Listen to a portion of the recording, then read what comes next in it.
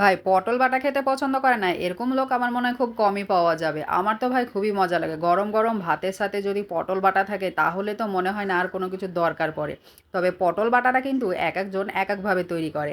কেউ এটাকে সিদ্ধ করে বাটে, আবার কেউ এটাকে কেটে নিয়ে তারপর তেলে ভেজে এটাকে বাটে। যাই হোক আমি আজকে এটাকে সিদ্ধ করে তারপর বেটেছিলাম। পটলটাকে বেটে নিয়ে আমি এর মধ্যে সরিষার তেল, কাঁচা কাঁচা পেঁয়াজ, পরিমাণ মতো লবণ আর সেই সাথে ছিল কাঁচা মরিচ।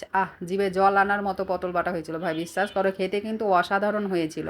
তো যাই হোক সবগুলো দিয়ে আমি খুব ভালোভাবে এটাকে মেখে নিলাম।